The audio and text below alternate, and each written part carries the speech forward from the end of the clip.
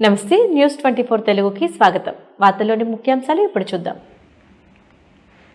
నారాయణపేట జిల్లా మక్తల్ పట్టణంలో శ్రీ వాసవి కనికా పరమేశ్వరి దేవాలయంలో శ్రావణ మాసం పురస్కరించుకొని 5 శుక్రవారాలు అమ్మవారికి ప్రత్యేక పూజలు నిర్వహించామని ఆర్యవైశ్య మహిళా సంఘం అధ్యక్షురాలు మనసాని సరళాదేవి తెలియజేశారు.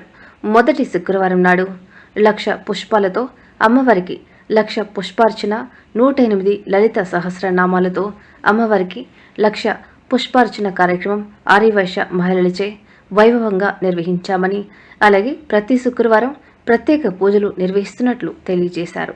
ఈ 5 శుక్రవారాలు మహిళలు అధిక సంఖ్యలో పాల్గొని విజయవంతం చేయాలని కోరారు. అమ్మవారికి పల్లకి సేవ ఆలంపల్లి నాగరాజ్ మరియు కల్వాల్ ప్రసన్న కిషోర్ దంపతులచే రథోత్సవ కార్యక్రమం వైభవంగా నిర్వహించారు. ఈ కార్యక్రమంలో ఆర్యవైశ్య మహిళలు సంఘం భక్తులు తదితరులు పాల్గొన్నారు.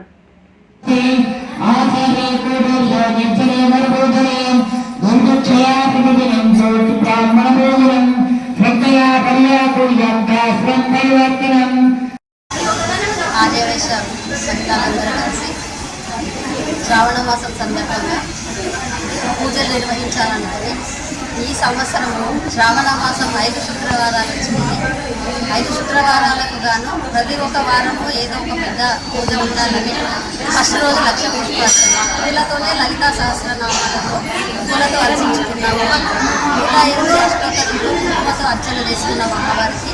ఇలాగే 5 వారాలు చేయాలనుకుంటున్నాము. 2వ వారంలో పసుపుతో చేస్తాము. 102 కిలోల పసుపు లలితా సహస్రనామాలు పసుపుతో చేసి లోపల పెద్ద అమ్మవారికి 102 కిలోలతో అభిషేకం చేస్తాము. 3వ వారం వరలక్ష్మి వ్రతం ఉంటుంది. వరలక్ష్మి వ్రతం రోజు అందరూ కొత్త చీరలతో అలంకరణ అమ్మవారికి లోపల వాసవి కన్యకా పరమేశ్వరికి. 4వ వారం కుంకుమతో ఉంటుంది.